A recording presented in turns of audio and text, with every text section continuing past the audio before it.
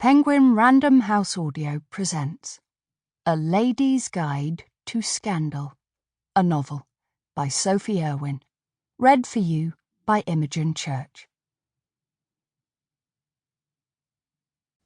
For Freya, the liquor in our cocktails. She had been forced into prudence in her youth. She learned romance as she grew older, the natural sequel of an unnatural beginning.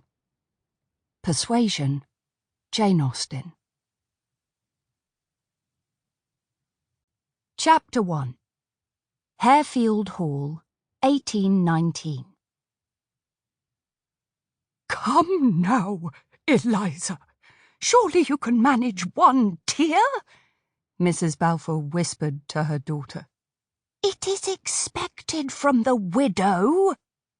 Eliza nodded, though her eyes remained as dry as ever.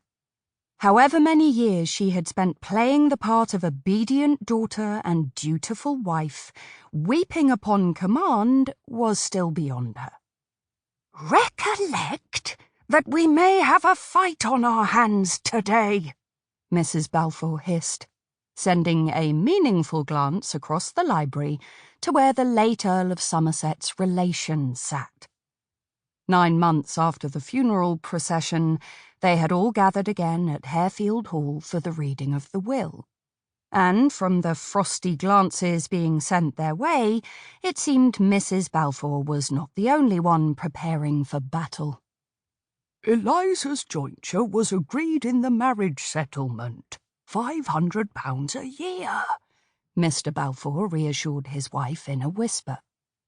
Somerset has no reason to dispute that. It's the veriest fragment of the estate. He spoke with bitterness, for neither he nor Mrs. Balfour had fully reconciled themselves to Eliza's severely changed circumstances. A decade ago, the marriage of timid, 17-year-old Miss Eliza Balfour to the austere Earl of Somerset, 25 years her senior, had been the match of the season, and the Balfours had reaped its rewards quite comprehensively. Within a year of the wedding, their eldest son had married an heiress, their second had been secured a captaincy in the 10th Foot, and Balfour House had been recarpeted entirely in cut velvet. But no one had expected the Earl, with so strong a constitution, to succumb so quickly to an inflammation of the lungs last spring. And now, widowed at 27 years and without a child to inherit the title, Eliza's position was far less desirable. £500 a year. Persons could and did live on far less, but on this subject Eliza agreed with her father. 10 years of marriage to a man who had shown more affection to his horses than his wife, 10 years of near isolation in the cold, forbidding Harefield Hall.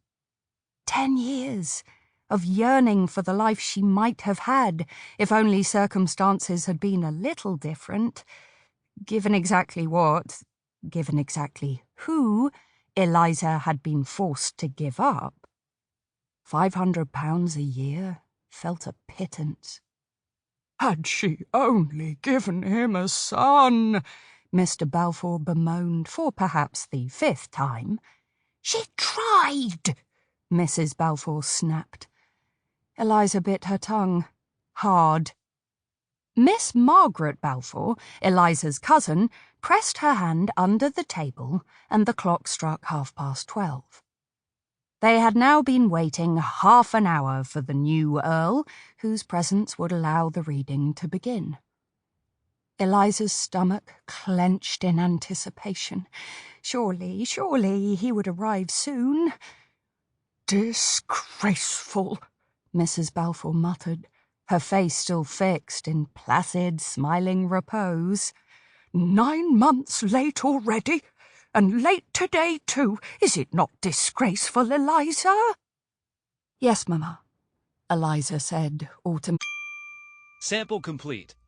Ready to continue?